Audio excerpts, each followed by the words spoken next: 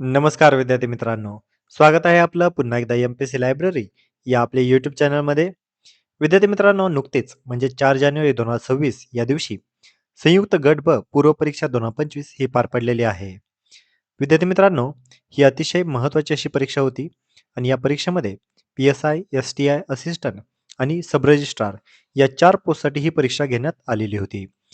यावर्षीचा पेपर हा थोडा ट्रिकी स्वरूपातला होता आणि बऱ्याच विद्यार्थ्यांना प्रश्न सोडवताना कन्फ्युजन झालेलं होतं आणि स्पेसिफिकली चालू घडामोडीचे जे कोणतेही 15 क्वेश्चन होते, हे थोडे काठिण्य पातळी या प्रश्नांची थोडीशी अवघड होती. त्यामुळे या सर्व क्वेश्चन्स इन्क्लुडिंग चालू घडामोडीचे सर्व प्रश्न आपण याची संभाव्य उत्तर तालिका आज पाहणार आहोत आणि या संपूर्ण प्रश्नातून आपल्या एम-पी-एस-सी लायब्ररी या चॅनलवरून कशा पद्धतीने ते टॅकल करता येऊ शकले असते, याचा देखील आपण आज आढावा घेणार आहोत. त्यामुळे चला तर मग सुरू करूयात आजचा व्हिडिओ. संयुक्त गट ब पूर्व परीक्षा 2025 संभाव्य उत्तर तालिका. प्रश्न पहिला.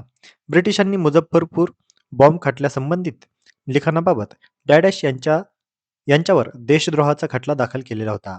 तर या प्रश्नाचं योग्य उत्तर आहे पर्याय क्रमांक 1 लोकमान्य टिळक. प्रश्न 2. प्रार्थना समाजाच्या वतीने खालीलपैकी कोणती सामाजिक कामे केलेली होती? तर विद्यार्थी मित्रांनो, दिलेले 4ही पर्याय जे आहेत ते अतिशय योग्य आहेत आणि परंतु जो तिसरा पर्याय आहे, आता जर आपण म्हटलं, की आपल्याला हा प्रश्न काहीही माहीत नाही आणि जर ऑल ऑफ द अबोव या प्रश्नाकडे आपण वळालो, परंतु इथे ऑल ऑफ द अबोव हा ऑप्शन नाहीये. म्हणजे आपल्याला कोणता तरी एक ऑप्शन असा घ्यायचा आहे, की जो निगेटिव्ह आहे. तर यामध्ये एकतर पर्याय क्रमांक 3 ए-बी-डी किंवा पर्याय क्रमांक 4 बी-सी-डी. मग ए आणि सी यामध्ये आपल्याला मात्र आता व्यवस्थितपणे ते क्वेश्चन टॅकल करावा लागणार आहे. तर या प्रश्नाचं योग्य उत्तर असणार आहे पर्याय क्रमांक 3 ए-बी-डी. या समाजाच्या वतीने नाशिक येथे अनाथ आश्रम काढले होते, हे पर्याय मात्र चुकीचं असणार आहे. प्रश्न तिसरा. राजर्षी छत्रपती शाहू महाराजांसंदर्भात खालीलपैकी कोणती विधाने बरोबर आहेत? तर विद्यार्थी मित्रांनो, हे 4ही स्टेटमेंट जे दिलेले आहेत, हे राजर्षी छत्रपती शाहू महाराजांसंदर्भातील बरोबर विधाने आहेत. आपल्या समाजसुधारक या सीरीजमधील राजर्षी शाहू महाराज या व्हिडिओमध्ये या सर्व पॉइंट्स आपण ऑलरेडी कव्हर केलेले आहेत. त्यामुळे हा समाजसुधारकाचा व्हिडिओ तुम्ही अवश्य आपल्या चॅनलवर पाहू शकता. प्रश्न चौथा. खालीलपैकी कोणत्या नेत्यांनी आयटक या कामगार संघटनेचे अध्यक्षपद भूषवलेले नाही? तर यासाठीचे पर्याय होते बी-टी रणदिवे, सरोजिनी नायडू, सी-आर दास की जवाहरलाल नेहरू. तर विद्यार्थी मित्रांनो, कमीत कमी ऑप्शन आपल्याला निगेटिव्ह या अर्थाने घ्यायचा आहे, कारण इथं कोणी भूषवलेले नाही अशा पद्धतीचं क्वेश्चन आहे. तर इथं आपण जो मिनिमम ऑप्शन आहे तो पकडणार होतो. तर याचं उत्तर आहे पर्याय क्रमांक 4 ए, म्हणजेच बी-टी रणदिवे यांनी आयटक या कामगार संघटनेचे अध्यक्षपद भूषवलेले नाही. पुढचा प्रश्न जोड्या लावा. विद्यार्थी मित्रांनो, मागच्या काही दिवसांपासून आपल्याला माहिती आहे, की समाजसुधारक आणि त्यांचे वृत्तपत्र अशा पद्धतीचं क्वेश्चन वारंवार विचारण्यात आलेला आहे. तर हा क्वेश्चन देखील पी-वाय-क्यू आहे, म्हणजे प्रिव्हियस इयर क्वेश्चनमध्ये हा क्वेश्चन आपल्याला टॅकल होतो. त्यामुळे मागील सर्व आपल्याला प्रश्नपत्रिका आणि त्याच्यामध्ये विचारलेले प्रश्न तसेच त्यांचे वृत्तपत्र हे आपल्याला माहिती असणं गरजेचं आहे. तर या प्रश्नाचं योग्य उत्तर आहे पर्याय क्रमांक 1 म्हणजेच मुकुंदराव पाटील यांचं वृत्तपत्र आहे दिनमित्र. तर वारा कोठारी यांचं वृत्तपत्र आहे जागरूक. भगवंतराव पाळेकर यांचं वृत्तपत्र आहे जागृती. तर श्रीपतराव शिंदे यांचं वृत्तपत्र आहे विजयी मराठा. प्रश्न 6. 1887 मध्ये मद्रास येथे झालेल्या भारतीय राष्ट्रीय काँग्रेसचे अधिवेशन कोणाच्या अध्यक्षतेखाली झाले? तर याचं योग्य उत्तर आहे पर्याय क्रमांक 3 बद्रुद्दीन तय्यबजी. प्रश्न 7. अचूक जोड्या लावा. तर ह्या 7व्या प्रश्नाला आपल्याला वेगवेगळे जे कायदे आहेत या संदर्भातला अतिशय सोपा प्रश्न हा होता. तर याचं योग्य उत्तर आहे पर्याय क्रमांक 3. प्रश्न 8. 1857च्या उठावानंतर बंगालमधील नीळ उत्पादक शेतकऱ्यांना मळेवाल्याविरुद्ध उठावात यश मिळण्याचे कारण कोणते? तर पुन्हा एकदा इथं आपण मॅक्झिमम ऑप्शनकडे जाणार आहोत आणि या ठिकाणी 3 ऑप्शन असे आहेत, की जे मॅक्झिमम आहेत. ऑल ऑफ द अबोव्ह इथं उत्तर नाहीये. परंतु जर प्रश्न नीट वाचला तर आपल्याला लक्षात येईल, की पर्याय क्रमांक जे सी आहे, मळेवाल्यात पडलेली फूट. हे मात्र यामध्ये कारण असू शकणार नाही. कारण 1857च्या उठावानंतर नि यश कोणामुळे मिळाले अशा पद्धतीचा क्वेश्चन आहे. तर फूट ही काही यश मिळवण्याचे कारण नसणार आहे. त्यामुळे तो पर्याय आपल्याला निगेटिव्ह करावा लागणार आहे आणि याचं उत्तर असणार आहे पर्याय क्रमांक 2 ए, बी आणि डी. प्रश्न 9 पुन्हा एकदा जोड्या लावायला विचारलेला आहे. तर यामध्ये आपल्याला एका जोडीवरून आपल्याला नक्की लक्षात येऊ शकतं. परंतु आपल्याला अतिशय सोपा प्रश्न आहे. एक तर आपल्याला भिल्लांचा उठाव हा महाराष्ट्रातील आहे, हे तर आपल्याला लगेच लक्षात येतं. आणि दुसरा गोष्ट म्हणजे तर मोपलांचं बंड जे आहे हे केरळ या राज्यातील आहे. त्यामुळे असे 1-2 जरी आपल्याला जोडी माहीत असेल तर आपण या उत्तरापर्यंत आपण पोहोचू शकतो. तर याचं उत्तर आहे पर्याय क्रमांक 1. पुढचा 10वा प्रश्न. डॅश या मुंबई पोलीस कमिशनरने ब्रिटिश राजवटीविरुद्ध कारवाया करणाऱ्यांना फाशी देण्यासाठी वधस्तंभ उभारलेला होता. हिस्ट्रीमध्ये हा एवढाच एक प्रश्न होता जो खूपच ऑर्थोडॉक्स होता, जो की बऱ्याच विद्यार्थ्यांना सुटलेला नाही. तर याचं योग्य उत्तर आहे पर्याय क्रमांक 4, चार्ल्स फॉर्जेट. प्रश्न क्रमांक 11. खालील विधानांचा विचार करा. तर विद्यार्थी मित्रांनो, आता बाजूच्या स्लाइडमध्ये मी एक तुम्हाला स्क्रीनशॉट टाकलेला आहे. हा म्हणजे परीक्षा होण्याच्या जस्ट 1 दिवस अगोदर म्हणजेच 3 जानेवारी या दिवशी आपण आपले टेलिग्राम चॅनलवर तसेच YouTube चॅनलवर ऑलरेडी या संदर्भात एक रील्स आपण शेअर केलेली होती आणि हा YouTube जो शॉर्ट्स होता, यामध्ये आपण क्लिअरली ही सर्व मेन्शन केलेल्या बाबी यामध्ये होत्या. तर लक्षात घ्या, हाच प्रश्न एक्झॅक्ट ॲज इट इज आपल्याला या कंबाईनच्या ग्रुप बी या परीक्षेमध्ये विचारण्यात आलेला आहे. त्यामुळे पुन्हा एकदा एम-पी-एस-सी लायब्ररीच्या जर चॅनलचं तुम्ही फॉलोअर्स असाल, तर तुम्हाला नक्कीच त्या गोष्टीचा फायदा या ठिकाणी झालेला दिसत आहे. तर हे 4ही स्टेटमेंट या ठिकाणी दिलेले हे बरोबर आहेत आणि हे वारंवार आपल्याला विचारण्यात आलेले आहेत. त्यामुळे पी-वाय-क्यूचा आधार घेऊन पुन्हा एकदा जर आपण स्टडी केला, तर आपल्याला नक्कीच याचा फायदा होतोय. प्रश्न क्रमांक 12. 2011च्या जनगणनेनुसार महाराष्ट्रातील खालीलपैकी कोणत्या 3 जिल्ह्यांमध्ये ऋणात्मक लोकसंख्येचा वृद्धी दर दर्शवतो? तर याचं योग्य उत्तर आहे पर्याय क्रमांक 2, मुंबई शहर, सिंधुदुर्ग आणि रत्नागिरी. पुढचा प्रश्न. संचालनालय खनिज विभाग नागपूर यांच्या 2014च्या आकडेवारीप्रमाणे महाराष्ट्रात लोह खनिजाचे साठे कोणत्या जिल्ह्यात अधिक आहेत? तर या प्रश्नाचे योग्य उत्तर असणार आहे पर्याय क्रमांक 3, गडचिरोली. प्रश्न 14. पुन्हा एकदा जोड्या लावायला वेळात विचारलेले आहेत. कोपेन हवामान आणि त्यांचे हवामान प्रकार या संदर्भातला हा प्रश्न आहे. तर याचं योग्य उत्तर आहे पर्याय क्रमांक 1 आणि त्या सर्व जोड्या आपल्याला आता हा कंटेंटचा भाग आहे. या ठिकाणी आपण कोणत्याही पद्धतीचं लॉजिक लावून जमणार नाहीये. तर हा प्युअर कंटेंटचा भाग असल्यामुळे आपल्याला हा प्रश्न मात्र सुटायला नक्कीच आता अभ्यास करण्याची गरज आहे. प्रश्न 15. खालील विधाने विचारात घ्या. तर या ठिकाणी काही विधाने दिलेली आहेत. तर आपल्याला 3 नदी ज्या आहेत जम्मू काश्मीरमधील, ज्या अल्टिमेटली पंजाब या रिजनमधून जातात आणि त्याच प्रदेशाला त्या पंजाब या 5 नद्यामुळेच नाव पडलेलं आहे. त्याच वरीलच आधारित हा प्रश्न आहे. तर याचं योग्य उत्तर आहे पर्याय क्रमांक 3, बी आणि सी फक्त. म्हणजेच रावी नदीचा उगम हा रोहतांग खिंडीजवळ आहे. तर सतलज नदीचा उगम हा राकास तलावाजवळ आहे. पुन्हा एकदा या ठिकाणी ऑल ऑफ द अबोव्ह हा ऑप्शन नाहीये. त्यामुळे आपल्याला एक कोणता तरी निगेटिव्ह ऑप्शन द्यावा लागणार आहे. जर पर्याय क्रमांक म्हणजे ए जे सेंटेन्स आहे, चिनाब नदी झोजिला खिंडीजवळ उगम पावते, हे मात्र पर्याय जो आहे हा चुकीचा आहे. त्यामुळे याचं उत्तर आहे पर्याय क्रमांक 3, बी आणि सी फक्त. प्रश्न 16. खालीलपैकी कोणती विधाने महाराष्ट्राच्या पर्जन्याबाबत अचूक आहेत? तर याचं योग्य उत्तर आहे पर्याय क्रमांक 4, ए, सी, डी. म्हणजेच यातील जे बी स्टेटमेंट आहे हे मात्र या ठिकाणी चुकीचं आहे. पर्याय क्रमांक 4 हे याचं उत्तर असणार आहे. प्रश्न 17. खालीलपैकी कोणती विधाने चुकीची आहेत? तर विद्यार्थी मित्रांनो, या ठिकाणी आपल्याला आता चुकीची विधाने विचारलेली आहेत. त्यामुळे आपण पुन्हा एकदा मिनिमम ऑप्शनकडे जाणं अपेक्षित होतं. परंतु या ठिकाणी लक्षात घ्या, एक हा क्वेश्चन असा आहे, की यामध्ये 3 सेंटेन्स हे चुकीचे आहेत. तर एकच सेंटेन्स या ठिकाणी बरोबर आहे. म्हणजेच ऑप्शन जो बी आहे, वर्धा खोऱ्यातील कोळसा क्षेत्र हे चंद्रपूर व यवतमाळ जिल्ह्यातून विभागलेले आहे. हे स्टेटमेंट बरोबर आहे. तर याला सोडून बाकीचे 3ही सेंटेन्स जे आहेत, ए, सी, डी हे मात्र चुकीचे आहेत. त्यामुळे लक्षात घ्या, प्रश्न क्रमांक 17चं उत्तर असणार आहे पर्याय क्रमांक 3, ए, सी आणि डी. प्रश्न 18. पाणलोट क्षेत्र विकास कार्यक्रमाचे खालीलपैकी कोणते उद्देश आहेत? या ठिकाणी पुन्हा एकदा मॅक्सिमम गोष्टी आपल्याला लावणं गरजेचं आहे. पुन्हा एकदा ऑल ऑफ द अबोव्ह उत्तर दिलेलं नाही. त्यामुळे आपण जर नीट विचार केला, तर या ठिकाणी ए आणि बी हे अतिशय बरोबर स्टेटमेंट आहेत. पण 3 जे आहे, गुंतवणूक कमी आणि उत्पादन खर्चात वाढ करणे, हे मात्र यामध्ये उद्देश असू शकणार नाही. कारण गुंतवणूक आपण कमी करून आणि उत्पादन क्षेत्रामध्ये वाढ करून आपल्याला योग्य ते आपले उद्देश साध्य होणार नाहीत. त्यामुळे याचं प्रश्न क्रमांक 18चं योग्य उत्तर असणार आहे पर्याय क्रमांक 2, ए आणि बी. प्रश्न क्रमांक 19. खालील विधाने पहा. तर या ठिकाणी पुन्हा एकदा 3 सेंटेन्स दिलेले आहेत आणि या ठिकाणी महात्मा फुले कृषी विद्यापीठाचे डाळिंब तंत्रज्ञान संशोधन केंद्र लखमापूर या ठिकाणी आहे. पर्याय क्रमांक 2 आहे फुले यशोदा गव्हाचे वाण महात्मा फुले कृषी विद्यापीठाचे 1998 मध्ये विकसित केलेले आहे. आणि तिसरा जो पर्याय आहे, या ठिकाणी बऱ्याच मुलांना कन्फ्युजन झालेलं आहे. कारण बऱ्याच मुलांना वाटलेलं असेल, की महाराष्ट्र कृषी विद्यापीठाचे कार्यालय मुंबई येथे होते. हे चुकीचं असू शकतं. परंतु विद्यार्थी मित्रांनो लक्षात घ्या, महाराष्ट्र कृषी विद्यापीठाचे कार्यालय हे मुंबई या ठिकाणी अगोदर म्हणजे ज्यावेळेस स्थापना झाली त्यावेळेस ते त्याच ठिकाणी होते आणि त्यानंतर हे पुणे या ठिकाणी शिफ्ट करण्यात आलेले होते. त्यामुळे या प्रश्नाचं योग्य उत्तर असणार आहे पर्याय क्रमांक 4. मॅक्सिमम ऑप्शन आपण या ठिकाणी मारणार आहोत ए, बी आणि सी. प्रश्न क्रमांक 20. खालीलपैकी कोणती विधाने ही बरोबर आहेत? तर या प्रश्नाचं योग्य उत्तर आहे पर्याय क्रमांक 4 विधान बी आणि सी. तर लक्षात घ्या वैतरणा आणि तानसा या उल्हास नदीच्या उपनद्या नाही आहेत. कारण वैतरणा आणि उल्हास नदी या कंप्लीटली 2 वेगवेगळ्या नद्या आहेत. या दोन्हीमध्ये कोणत्याही पद्धतीचे जोड नदी नाहीये म्हणजे कोणीही कोणाचं उपनदी नाही. तरी त्यामुळे 20व्या प्रश्नाचं उत्तर असणार आहे पर्याय क्रमांक 4 विधान बी आणि सी. प्रश्न 21 आता इथून पुढचा इकॉनॉमी हा सेक्शन सुरू होत आहे. पुढील विधाने विचारात घ्या. आता या ठिकाणी दोन्ही विधाने जे दिलेले आहेत, हे दोन्ही सेंटेन्स बरोबर आहेत. पुन्हा एकदा इकॉनॉमी या घटकाचा जर आपण अभ्यास करताना विचार घेतला, तर मॅक्सिमम ऑप्शनकडे म्हणजे इन्क्लुझिव्ह अप्रोच आपल्याला या ठिकाणी द्यावा लागतो. म्हणजेच काय? तर आपण कोणत्याही गोष्टीमध्ये ओव्हर थिंकिंग करून निगेटिव्ह ऑप्शनकडे यामध्ये आपण जायचं नसतं. तरच आपण आपल्या या ठिकाणी जास्तीत जास्त बरोबर येण्याची प्रोबॅबिलिटी ही वाढणार आहे. तर 21 या प्रश्नाचं उत्तर आहे पर्याय क्रमांक 3 ए आणि बी दोन्ही सेंटेन्स हे बरोबर आहेत.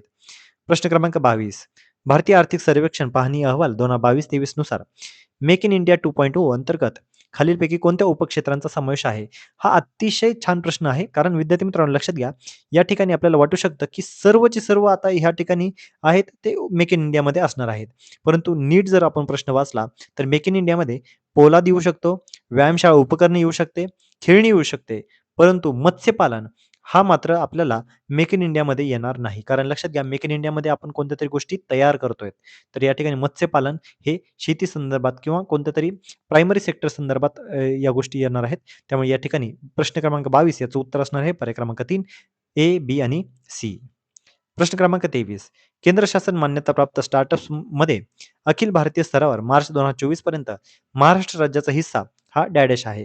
तर लक्षात घ्या या ठिकाणी आता थोडंसं व्हॅरी होऊ शकतं कारण ही संभाव्य उत्तर तालिका आहे. आयोग यामध्ये एकतर पर्याय क्रमांक 1 किंवा पर्याय क्रमांक 4 अशा 2 पैकी एक उत्तर देऊ शकतो. 19% किंवा 17% या दोन्हीपैकीच एक असणार आहे. शक्यतो याचं पर्याय क्रमांक 1 पण असू शकतं, 4 पण असू शकतं.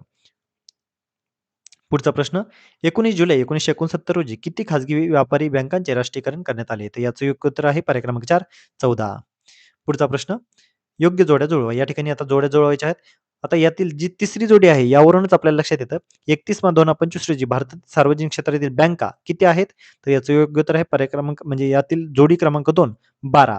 तर सी ला 2 हे जर आपण व्यवस्थित लावलं तर आपण लगेच उत्तरापर्यंत पोहोचू शकणार आहोत.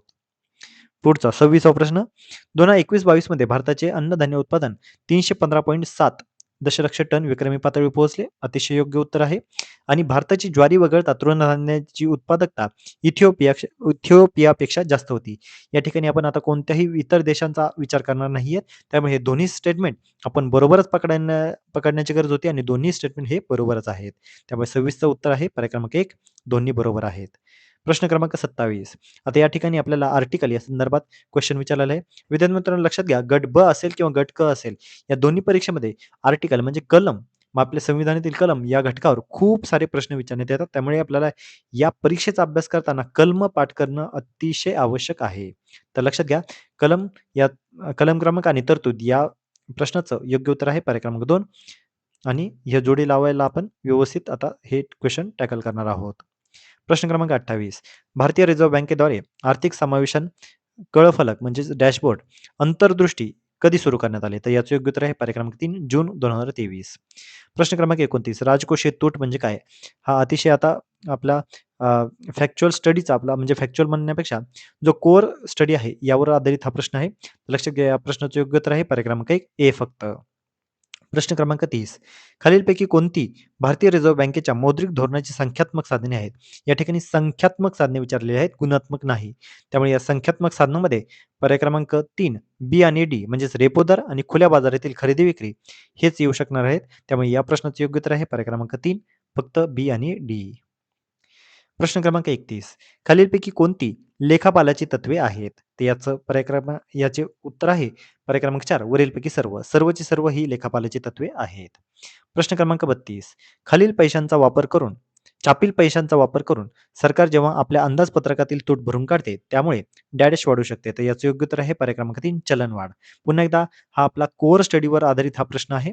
तर जर खूप जास्त आपण पैसा जर छापला तर आपल्याला नक्कीच बाजारामध्ये जास्त पैसा होणार आहे आणि बाजारात जर जास्त पैसा झाला तर यामुळे चलनवाढ मात्र नक्कीच होणार आहे.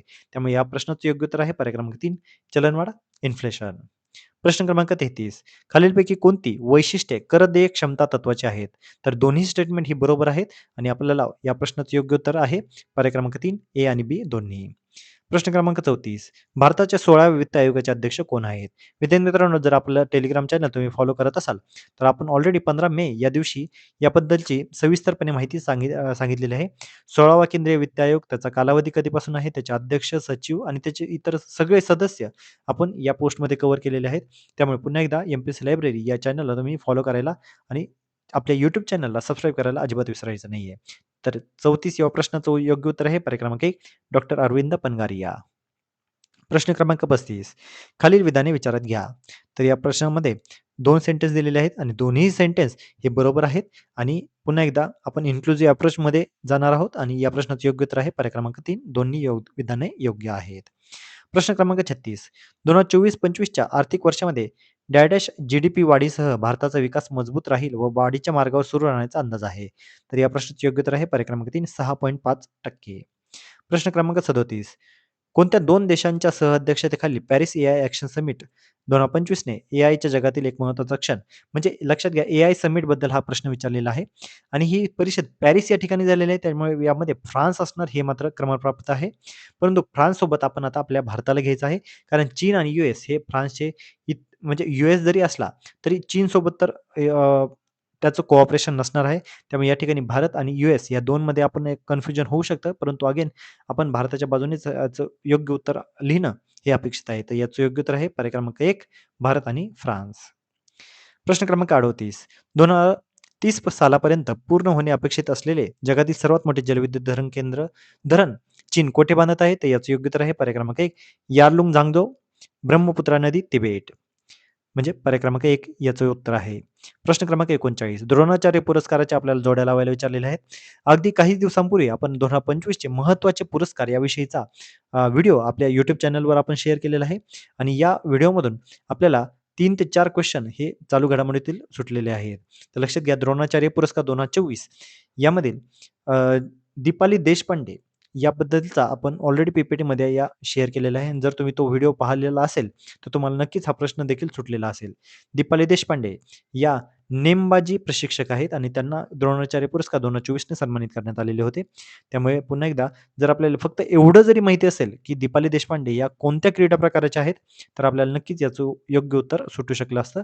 आणि अगेन आपण जर तुम्ही जर हा व्हिडिओ जर तुम्ही आता रिसेंटमध्ये जर पाहिलेला असेल, तर यामध्ये आपण सगळ्या गोष्टी यामध्ये कव्हर केलेल्या आहेत. त्यामुळे पुन्हा एकदा सांगतो, की या सगळ्या गोष्टी आपण परीक्षेला अनुसरूनच काढलेल्या आहेत. त्यामुळे ह्या सर्व व्हिडिओ तुम्ही अ, शेवटपर्यंत पाहणं गरजेचं आहे आणि तो परीक्षेच्या अगोदर पटकन क्विक रिव्हिजन याच्या अंतर्गत देखील तुम्ही तो फॉलो करू शकता. त्यामुळे लक्षात घ्या 2025 चे महत्त्वाचे पुरस्कार हा अतिशय महत्त्वाचा व्हिडिओ आहे. तो तुम्ही आवर्जून पहा. प्रश्न क्रमांक 40.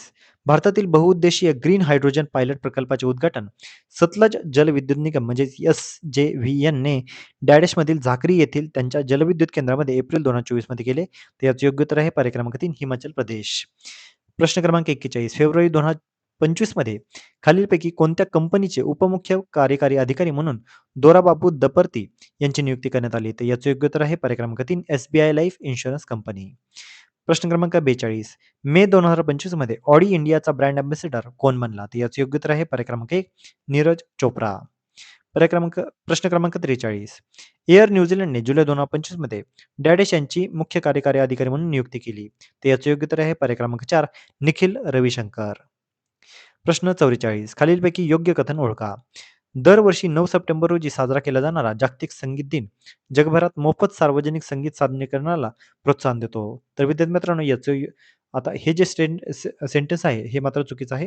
कारण जागतिक संगीत दिन हा 21 जून या दिवशी साजरा केला जातो. तर आपल्याला माहिती आहे, की आपण रेग्युलरली आपल्या टेलिग्राम चॅनलवर आपण दिनविशेष टाकत असतो आणि त्यामध्ये आपण ऑलरेडी कव्हर केलेलं आहे, की 21 जून हा दिवस जागतिक संगीत दिवस म्हणून साजरा करतो. तसेच 21 जून आपल्याला माहिती आहे, की आपण योगा डे म्हणून साजरा करतो. तर त्याच योगा डेच्या निमित्ताने आपण तशा पद्धतीची ट्रिक देखील आपण केलेली होती. त्यामुळे योगा डे आणि संगीत दिवस हा एकाच दिवशी असतो. त्यामुळे लक्षात घ्या 9 सप्टेंबर या ठिकाणी योग्य उत्तर नाहीये. तर याचं उत्तर असणार आहे 21 जून. दुसरं स्टेटमेंट मात्र बरोबर आहे, की जागतिक संगीत दिन 2025 ची थीम आहे हीलिंग थ्रू हार्मनी. तर प्रश्न 44 चं योग्य उत्तर आहे पर्याय क्रमांक 2 फक्त बी. 45 ऑगस्ट 2025 मध्ये खालीलपैकी कोणाची IMFमध्ये कार्यकारी संचालक म्हणून नियुक्ती करण्यात आलेली आहे? तर याचे योग्य उत्तर आहे पर्याय क्रमांक 1 उर्जित पटेल. प्रश्न क्रमांक 46 साहित्य अकादमी युवा पुरस्कार 2025. विद्यार्थी मित्रांनो, या ठिकाणी ग्रंथ आणि लेखक या पद्धतीचा हा प्रश्न विचारलेला आहे आणि पुन्हा एकदा पुरस्कार या व्हिडिओमध्ये आपण हा प्रश्न ऑलरेडी कव्हर केलेला आहे. तर प्रश्न क्रमांक 46 चे योग्य उत्तर आहे पर्याय क्रमांक 4. कारण यामध्ये अद्वैत कोठारे यांनी Siddharth the boy who became the Buddha या हे ग्रंथ लिहिलेला आहे. तर पार्वती तिर्के यांनी फिर उगना हा ग्रंथ लिहिलेला आहे. तर लक्षात घ्या, हे साहित्य अकादमी युवा पुरस्कार असतील किंवा ओरिजिनल साहित्य अकादमी पुरस्कार किंवा अनुवादाचा पुरस्कार, हे सर्व पुरस्कार आपल्याला पाठ असणं गरजेचं आहे. आता विद्यार्थी मित्रांनो, या ठिकाणी बघा, की त्यांनी मराठीतील विचारलेलं नाही, त्यांनी इतर भाषेतील विचारलेलं आहे. त्यामुळे आपल्याला हिंदी, कोकणी अशा पद्धतीचे वेगळ्या भाषेतील देखील ग्रंथ, काव्य माहिती असणं या ठिकाणी गरजेचं आहे. प्रश्न 47 खालीलपैकी कोणी 2025 च्या FISM वर्ल्ड चॅम्पियनशिप ऑफ मॅजिकमध्ये प्रतिष्ठित बेस्ट मॅजिक क्रिएटर पुरस्कार जिंकलेला आहे? तर याचं योग्य उत्तर आहे पर्याय क्रमांक 3 सुहानी शहा. प्रश्न क्रमांक 48 खालीलपैकी योग्य कथन ओळखा. तर यामध्ये 2 स्टेटमेंट दिलेले आहेत. यातील पहिलं जे स्टेटमेंट आहे हे बरोबर आहे, कारण वाराणसी येथे जुलै 25 मध्ये युवा आध्यात्मिक शिखर परिषद 2025 ही आयोजित करण्यात आलेली होती. परंतु पर्याय क्रमांक म्हणजे दुसरं जे सेंटेन्स आहे, युवा आध्यात्मिक शिखर परिषद 2025 ची थीम जागेगा युवा बडेगा युवा ही होती. तर हे स्टेटमेंट चुकीचं आहे. तर याचं योग्य उत्तर आहे पर्याय क्रमांक 1 फक्त प्रश्न 49 सप्टेंबर 2024 मध्ये खालीलपैकी कोणी नवी दिल्ली येथे computer security incidence response teams म्हणजेच CSIRT या पॉवर सुविधेचे उद्घाटन केलेले आहे? तर याचं योग्य उत्तर आहे पर्याय क्रमांक 3 श्री मनोहर लाल. प्रश्न क्रमांक 50 आता पहलगाम याविषयीचे 3 सेंटेन्स या ठिकाणी दिलेले आहेत. हे तीनही सेंटेन्स या ठिकाणी बरोबर आहेत. पहलगाम अटॅकच्या अनुषंगाने हा प्रश्न आपल्याला ते या ठिकाणी दिसत आहे. तर याचे तीनही सेंटेन्स म्हणजे पर्याय क्रमांक 1 हे याचे योग्य उत्तर आहे. प्रश्न क्रमांक 51 आता यापुढे पॉलिटीचे क्वेश्चन सुरू होत आहेत. पुन्हा एकदा यासाठी पॉलिटीच्या क्वेश्चनसाठी आपल्याला कोर स्टडी असणं खूप खूप गरजेचं आहे. प्रश्न क्रमांक 51चं उत्तर आहे पर्याय क्रमांक 1 कारण या ठिकाणी कलम 243 जी विचारलेले आहे. तर 243 जीचं आहे पंचायतीची सत्ता, अधिकार आणि जबाबदाऱ्या. तर याचं योग्य उत्तर आहे 51चं पर्याय क्रमांक 1 फक्त मित्रांनो सॉरी या ठिकाणी फक्त बी हे उत्तर असणार आहे. तर 51चं उत्तर आहे फक्त बी आणि पर्याय क्रमांक आहे 2. प्रश्न 52 खालीलपैकी कोणती विधाने बरोबर आहेत?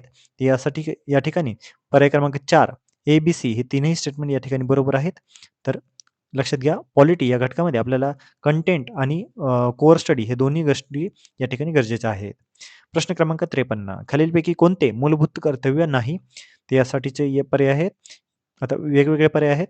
सगळे या ठिकाणी जे काही स्टेटमेंटमध्ये दिलेले आहेत हे सर्व कर्तव्य आहेत, परंतु पर्याय क्रमांक 3 हे मात्र DPSP आहे, म्हणजे मार्गदर्शक तत्व आहे, ते मात्र मूलभूत कर्तव्य नाहीये. त्यामुळे प्रश्न क्रमांक 53चं उत्तर आहे पर्याय क्रमांक 3. प्रश्न 54 महाराष्ट्राच्या मुख्यमंत्री पदावर सप्टेंबर 2025 पर्यंत सर्वाधिक काळ मुख्यमंत्री म्हणून खालीलपैकी कोण राहिलेले आहेत? तर याचं योग्य उत्तर आहे पर्याय क्रमांक 4 वसंतराव नाईक. प्रश्न 55 कलम 349 काय आहे? तर यासाठीचे म्हणजे जे काही आहे त्यामध्ये योग्य उत्तर आहे पर्याय क्रमांक 1 भाषेशी संबंधित काही कायदे लागू करण्यासाठीची विशेष प्रक्रिया. प्रश्न 56 जोड्या जुळवायला विचारलेले आहेत आणि या ठिकाणी भारतीय संविधानातील बाब आणि ज्या देशाकडून ते घेण्यात आलेले आहेत या संदर्भाच्या या जोड्या आहेत. तर याचं योग्य उत्तर आहे पर्याय क्रमांक 4. 57 भारतीय संविधानाच्या कलम 8 मध्ये काय आहे? तर याचं योग्य उत्तर आहे पर्याय क्रमांक 2 भारताबाहेर राहणाऱ्या भारतीय वंशाच्या काही विशिष्ट व्यक्तींचे नागरिकत्वाचे अधिकार. प्रश्न 58 उपराष्ट्रपतींच्या पात्रतेबाबत अयोग्य कथन विचारलेले आहे. तर या ठिकाणी अयोग्य काय काय आहे? तर याचं योग्य उत्तर आहे पर्याय क्रमांक 1 फक्त बी आणि सी. कारण भारताचा नागरिक असावा हे तर योग्य आहे, परंतु 45 वर्ष आणि लोकसभेचा सदस्य हे दोन्ही स्टेटमेंट चुकीचे आहेत. तर लोकसभेचा नाही तर राज्यसभेचा सदस्य म्हणून या ठिकाणी उत्तर पाहिजे होतं. तर वरचं बी सेंटेन्स हे देखील चुकीचं आहे. त्यामुळे लक्षात घ्या 58चं उत्तर आहे पर्याय क्रमांक 1. 59 या ठिकाणी पुन्हा एकदा एक थोडासा ट्रिकी क्वेश्चन या ठिकाणी विचारलेला आहे. पंतप्रधानाच्या भूमिकाबाबत योग्य कथन आहे. तर याचं योग्य उत्तर आहे पर्याय क्रमांक 2 फक्त बी आणि सी. तर पहिलं जे आहे म्हणजे आय थिंक मला वाटतं की रॅमसे मूर आणि मुनरो हे 2 स्टेटमेंट बरोबर आहेत. तर ए आणि सी या ठिकाणी हे उत्तर असायला म्हणजे प्रश्न क्रमांक 59चं योग्य उत्तर असणार आहे पर्याय क्रमांक 3 फक्त ए आणि सी. या ठिकाणी चुकून बीला टिक मार्क झालेला आहे. तर या ठिकाणी तुम्ही तिसरा पर्याय टिक मार्क करणं गरजेचं आहे. तर 59चं उत्तर आहे फक्त ए आणि सी. 60 प्रश्न आहे. 1950 मध्ये भारतीय संघराज्यातील प्रदेशांचे 4 स्तरीय वर्गीकरण होते. ते याचं योग्य उत्तर आहे पर्याय क्रमांक 2 ओन्ली सी आणि डी. प्रश्न 61. आता या ठिकाणी पुन्हा एकदा वेगवेगळे आर्टिकल आणि त्या आर्टिकलमध्ये काय आहे या संदर्भाचा विचार करून आपल्याला चुकीचं स्टेटमेंट विचारलेलं आहे. तर याचं योग्य उत्तर आहे पर्याय क्रमांक 1 ओन्ली ए. तर 158 या कलमातील जे काही नमूद केलेल्या गोष्टी आहेत त्या मात्र चुकीच्या आहेत. प्रश्न 62. खालील जोड्या जुळवा. या ठिकाणी यादी 1 आणि यादी 2 यामध्ये विषय आणि कलम क्रमांक पुन्हा एकदा आर्टिकलवर आधारित क्वेश्चन आहे. तर याचं योग्य उत्तर आहे पर्याय क्रमांक 1. प्रश्न 63. खालीलपैकी कोणती कथने भारतीय संविधानाच्या अनुच्छेद 20 शी संबंधित आहेत? तर आर्टिकल 20 संदर्भात कोणते आहेत? तर या ठिकाणी पर्याय क्रमांक 2 फक्त बी आणि सी हे बरोबर आहे. पर्याय क्रमांक 1 जो आहे तो आर्टिकल 21 शी रिलेटेड आहे. तर डी हे आहे हे आर्टिकल 21 ए सी संदर्भात आहे. त्यामुळे पर्याय क्रमांक बी आणि सी हे दोनच याची उत्तरं असणार आहेत. प्रश्न 64. खालीलपैकी कोणती विधाने कलम 168 मध्ये समाविष्ट नाहीत? तर याचं योग्य उत्तर आहे पर्याय क्रमांक 2 डी. कारण डी हे जर सोडलं तर बाकी तीनही स्टेटमेंट हे बरोबर आहेत. तर फक्त पर्याय क्रमांक 2 डी हे उत्तर मात्र बरोबर नाही. प्रश्न 65. भारतीय संविधानाच्या खालीलपैकी कोणत्या कलमात मूलभूत कर्तव्य समाविष्ट आहेत? तर याचं योग्य उत्तर आहे पर्याय क्रमांक 1 कलम 51 ए भाग 4 ए. प्रश्न 66. चूक बरोबर. आता यापुढे आपल्याला 15 क्वेश्चन हे सायन्सचे दिसणार आहेत. तर प्रश्न क्रमांक 66चं उत्तर आहे पर्याय क्रमांक 1 एक्स रेज या संदर्भात हा प्रश्न आहे. प्रश्न 67. पुन्हा एकदा अल्फा कण, बीटा कण आणि गॅमा किरण या संदर्भाचा हा प्रश्न आहे. तर याचं योग्य उत्तर आहे पर्याय क्रमांक 4. प्रश्न 68. अप्रकट विलयन उष्मा म्हणजेच latent heat of fusion is defined as. तर याचं योग्य उत्तर आहे पर्याय क्रमांक 3. कारण खूप सारं डिटेलमध्ये त्यांनी पर्याय दिलेला आहे. त्यामुळे तेच त्याचं उत्तर असणार आहे. प्रश्न 69. पृथ्वीच्या वातावरणाचे थर जे जमिनीपासून वरच्या दिशेने क्रमाने आहेत त्यांचा कोणता क्रम बरोबर आहे? तर याचं योग्य उत्तर आहे पर्याय क्रमांक 4. प्रश्न 70. खाली अॅल्युमिनियमचे प्रमुख खनिज कोणते आहे? तर याचं योग्य उत्तर आहे पर्याय क्रमांक 1 बॉक्साईट. प्रश्न 71. कार्बनच्या सर्वाधिक मुबलक समस्थानिकांची अणुवस्तुमान संख्या किती आहे? तर याचं योग्य उत्तर आहे पर्याय क्रमांक 4 12. प्रश्न 72. डेंटॉलियम हा प्राणी कोणत्या संघामध्ये मोडतो? तर याचं योग्य उत्तर आहे पर्याय क्रमांक 1 मॉलुस्का. प्रश्न 73. कॅटफिशच्या अनेक प्रजातींमध्ये मिशांसारख्या प्रक्षेपणांवर रुचिज्ञान कलिका असतात ज्या अन्न शोधण्यास मदत करतात. त्या प्रक्षेपणांना डायडेश म्हणतात. याचे योग्य उत्तर आहे पर्याय क्रमांक 2 बार्बेल. प्रश्न 74. खालीलपैकी कोणता प्राणी सर्वात आदिम पृष्ठवंशी प्राण्यांचा गट अग्नाथाशी संबंधित आहे? तर याचे योग्य उत्तर आहे पर्याय क्रमांक 3 पेट्रामोझॉन लॅम्प्रे. प्रश्न 75. वनस्पती गटाचे योग्य उदाहरण जोडी. तर वनस्पती गट आणि उदाहरण या संदर्भात हा प्रश्न आहे. तर याचे योग्य उत्तर आहे पर्याय क्रमांक 3. प्रश्न 76. संपूर्ण झाडाची वाढ खुंटणे, पानाचा गडद हिरवा रंग ज्यात विकृत आणि मृत ऊतींचे लहान भाग असतात हे फॉस्फरसच्या कमतरतेचे कोणते लक्षण आहे? तर याचे योग्य उत्तर आहे पर्याय क्रमांक 3 नेक्रोटिक स्पॉट्स. प्रश्न 77. वनस्पतींना कॅल्शियम चयापचयासाठी कोणत्या खनिजाची आवश्यकता असते? तर या प्रश्नाचे योग्य उत्तर आहे पर्याय क्रमांक 4 बोरॉन. 78. डॅडेशच्या जीवनसत्वामुळे रक्त गोठण्यास मदत होते. तर याचे योग्य उत्तर आहे पर्याय क्रमांक 1 के. के जीवनसत्वामुळे रक्त गोठण्यास मदत होते. प्रश्न 79. एबीओ रक्तगटाचा शोध हा कार्ल लँडेस्नर यांनी लावलेला आहे. पर्याय क्रमांक 4. प्रश्न 80. जागतिक मधुमेह दिन हा डॅडेश या दिवशी साजरा केला जातो. ते योग्य उत्तर आहे पर्याय क्रमांक 4 14 नोव्हेंबर. म्हणजे लक्षात घ्या बालदिन ज्या दिवशी असतो तर त्याच दिवशी जागतिक मधुमेह दिन असतो. तर विद्यार्थी मित्रांनो यापुढचे 20 क्वेश्चन हे आपल्याला मॅथ आणि रिझनिंग या संदर्भाचे आहेत. मी आता पटकन याचे फक्त उत्तर सांगून देतो कारण याचं एक्सप्लेनेशन करायला आता वेगळाच डेडिकेटेड व्हिडिओ लागणार आहे. तर त्यामुळे लक्षात घ्या 81 ते 100 हे क्वांट रिझनिंगचे प्रश्न आहेत. त्याचं मी उत्तर आता पटपट सांगून घेतो ते तुम्ही मार्क करून घेऊ शकता. प्रश्न क्रमांक 81 चं उत्तर आहे पर्याय क्रमांक 1 15/34. प्रश्न क्रमांक 82 चं उत्तर आहे पर्याय क्रमांक 3 102. प्रश्न क्रमांक 83 चं उत्तर आहे पर्याय क्रमांक 2 5 तास 20 मिनिटं. प्रश्न क्रमांक 84 चं उत्तर आहे 5.5%. प्रश्न क्रमांक 85 याचं उत्तर आहे पर्याय क्रमांक 1 4 मीटर. प्रश्न क्रमांक 86 चं उत्तर आहे पर्याय क्रमांक 3 71.6. प्रश्न क्रमांक 87 जो आहे विद्यार्थी मित्रांनो, याचं उत्तर निघत नाहीये. तर हा प्रश्न मोस्ट प्रोबॅबली हॅश होण्याची शक्यता खूप जास्त आहे. त्यामुळे लक्षात घ्या प्रश्न क्रमांक 87 हा तुम्ही न आपल्या काउंटिंगमध्ये धरला नाही तरी चालेल. प्रश्न क्रमांक 88 चं उत्तर आहे पर्याय क्रमांक 3 51.16. प्रश्न क्रमांक 89 चं उत्तर आहे पर्याय क्रमांक 1 16. प्रश्न क्रमांक 90 चं उत्तर आहे पर्याय क्रमांक 1 35 व 49. प्रश्न क्रमांक 91 चं उत्तर आहे पर्याय क्रमांक 1 7. प्रश्न क्रमांक 92 चं उत्तर आहे पर्याय क्रमांक 4 14वी. प्रश्न क्रमांक 93 चं उत्तर आहे पर्याय क्रमांक 3 196. प्रश्न क्रमांक 94 चं उत्तर आहे पर्याय क्रमांक 1 नीलाक्ष. प्रश्न क्रमांक 95 चं उत्तर आहे पर्याय क्रमांक 3 2. प्रश्न क्रमांक 96 चं उत्तर आहे पर्याय क्रमांक 3 297. प्रश्न क्रमांक 97 चं उत्तर आहे पर्याय क्रमांक 4. आकृतीवर आधारित प्रश्न आहे. तर याचं योग्य उत्तर आहे प्रश्न पर्याय क्रमांक 4. प्रश्न क्रमांक 98 पुन्हा एकदा आकृतीवर आधारित त्रिकोण मोजण्याचे हा संदर्भातला क्वेश्चन आहे. तर याचं योग्य उत्तर आहे पर्याय क्रमांक 4 21. प्रश्न क्रमांक 99 चं उत्तर आहे पर्याय क्रमांक 2 15. तर शेवटचा जो प्रश्न आहे या 100व्या प्रश्नाचं योग्य उत्तर आहे पर्याय क्रमांक 1. आता या ठिकाणी नंबर दिलेला आहे. तर आपण जर परीक्षेच्या आधी ABCD अशा पद्धतीने लिहून त्यावर जर नंबरिंग केलं असेल तर हा प्रश्न लगेच आपला सुटू शकतो. तर विद्यार्थी मित्रांनो, या होता आपला कंबाईन ग्रुप बी 2025चा पूर्व परीक्षेचं संपूर्ण संभाव्य उत्तर तालिका. तर या उत्तर तालिकेचा आधार घेऊन तुम्ही आपला स्कोर काढू शकता आणि तुम्ही सर्वांनी आता कमेंटमध्ये आपापला स्कोर काढायचा आहे, जेणेकरून आपण कट ऑफ कितीला गेल्याचा आता आपण अंदाज बांधणार आहोत. त्यामुळे तुम्ही सर्वांनी आता कमेंटमध्ये आपापला स्कोर काउंट करून आपल्याला सांगायचा आहे. तर विद्यार्थी मित्रांनो, या होत्या आज आपल्या महत्त्वाचा व्हिडिओ. या महत्त्वाचा व्हिडिओ तुम्ही सर्व मुलांपर्यंत पोहोचवणं अपेक्षित आहे. कारण सर्वच मुलांना या संदर्भातलं आपल्याला एक आयडिया राहील, की आपल्याला पुढं कशा पद्धतीने अभ्यास करायचा आहे. गट क ची परीक्षा आता आठवड्याभरावर चाललेली आहे. त्यामुळे यासाठी आपल्याला याचा एनालिसिस देखील महत्त्वाचं ठरणार आहे.